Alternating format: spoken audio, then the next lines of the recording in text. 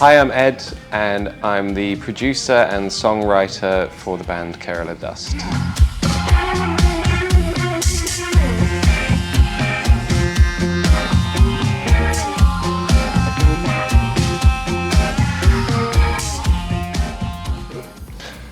So it came about, the name Kerala Dust, when I was staying in Uttarakhand for 3 months in 2013, and a good friend of mine there was a doctor called AB, and he was from Kerala, and those 3 months were a very formative time. I was working at an NGO as a music teacher, and I wasn't sure whether I wanted to pursue music as a career yet, and over the course of that time it turned out that that's really what I wanted to spend my life doing.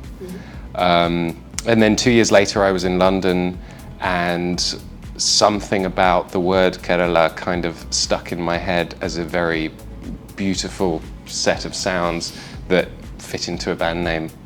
And yeah, and I scribbled it on a piece of paper, and here we are.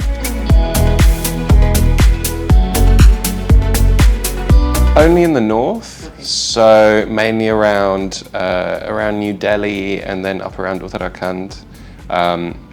I didn't have much money at the time. I was working for this NGO, and yeah, so mainly working and working with these kids who, most of them were first generation of kids in their family and education. And it was like maybe 15 years since electricity had come to that region, so there was a lot of work to be done, so I didn't do that much traveling. Yeah, we were all studying in London in 2016. I had produced and written a few songs that I needed a band for to play. And we all lived in this big house in southeast London. There were 7 of us, all of us musicians. There was music 24/7 coming from somewhere or other, and everyone was making completely different styles of music. There was jazz, there was a singer-songwriter who's gone on to be quite successful as Puma Blue. And then I was all the way down in the basement making my strange electronic music. And so basically I went upstairs and asked some of the guys if they could join the band. And yeah, so that's how it started.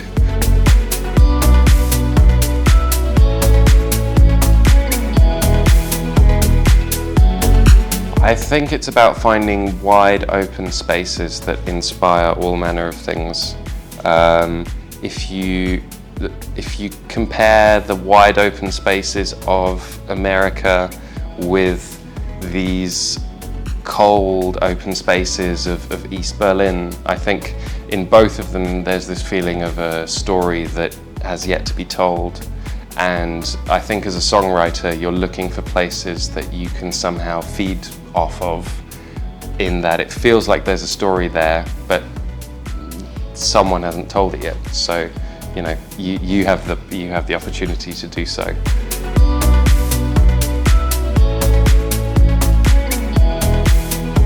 A lot of tapping into human emotion for me is about finding a sort of level of abstraction where the listener can always insert their own emotions into the song in the way that they want to, while I feel that I've inserted my emotions into the song in the way that I mean to. But always feeling like there's enough there for someone else to put their experiences and their emotions into. And it's quite funny, sometimes you meet people and they have a completely different interpretation of what that song is about, that's completely based off their experiences. And I sort of say, well, not quite, it's actually something completely different. But that's the beauty of it, and then it's like mission accomplished, really.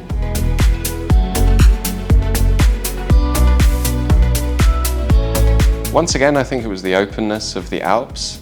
That was a very strange time because it was the second COVID lockdown in Europe, and everyone was getting very tired of them by that point, and finding it hard to find social connection again and all of those things. And so we retreated to the Alps and just spent these nights in this hut recording, especially the drums and the bass, and really building the foundations for the songs in this hut in the middle of nowhere, you know, with the starry skies above us. And then took those recordings back to Berlin, which was a real juxtaposition from this sort of wide open space of the Alps and that fresh air and a couple of cowbells in the background if you went outside. But yeah, and then wrote the songs on top of that in Berlin with the memory of the Alps still very present.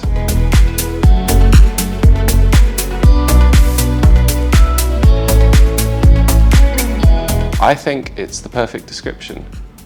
Yeah. I mean, we play more concert halls now than nightclubs, but that feeling, so the feeling of after hours being this kind of long, endless stretch of the morning that you can lose yourself in, and then psychedelic rock being a fantastic tradition ever since Pink Floyd. Such amazing psychedelic rock from India as well in the 70s and 80s. I picked up a couple vinyl compilations of Indian psychedelic rock, and it's on repeat. But yeah, that's the perfect encapsulation of our music.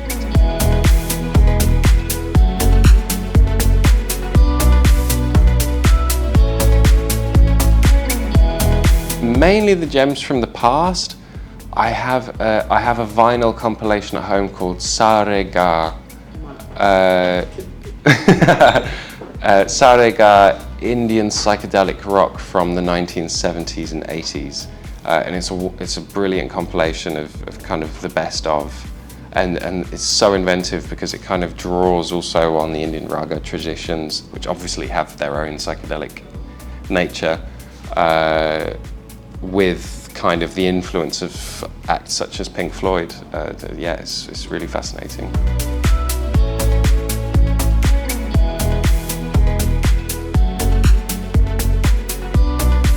Growing up in London, and then at the age of 10 my family moved to Switzerland, and the Swiss scene was very influenced by the Berlin scene as well. There are some really interesting Swiss electronic acts. There's an act called Yellow that were quite formative in the sort of 80s on the post-punk electronic scene.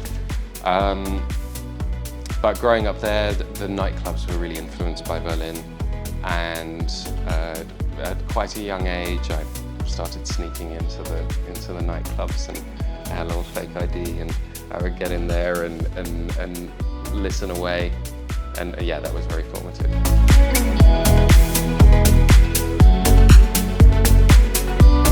I don't think it's a question of coping with popularity. We as musicians try really, really hard for our music to mean something. You know, it starts with it meaning something to us, but then it happens that we're incredibly lucky that that also seems to mean a lot to other people as well. And our concerts are a mechanism of give and take. You know, we give, but we also need them to give us something back as well. You know, it's really lovely to meet people after gigs as well, and say hi and take photos and talk about the show, and again talk about what certain songs mean to that person, because people come up and they have these stories of, like, you know, what a song meant to them or how songs helped them through tough times. And I mean, I have artists that I would love to be able to tell that to as well.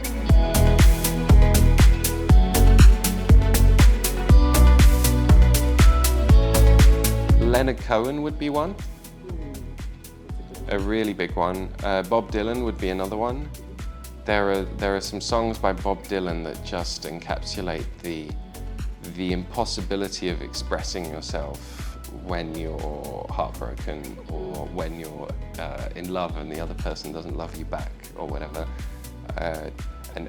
He captures the impossibility a lot of the time of expressing yourself at all in a way that will work. And so those would be two people. Obviously Bob Dylan's still around. I've heard Bob Dylan is quite grumpy, so I'm not sure.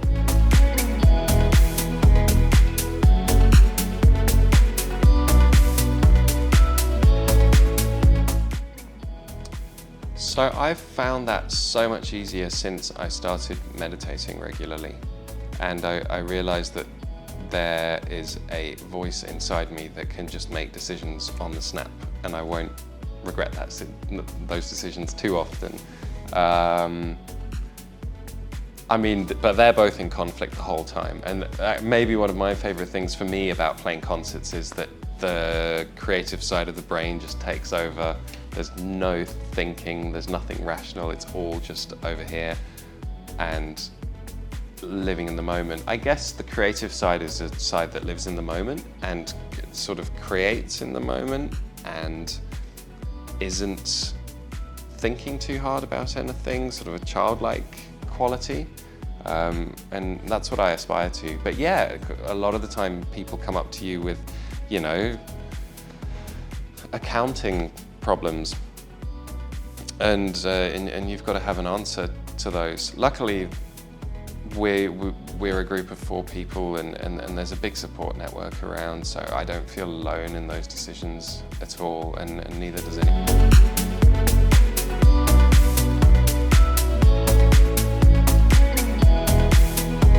Yeah, I remember my English teacher told me that I should keep music as a hobby.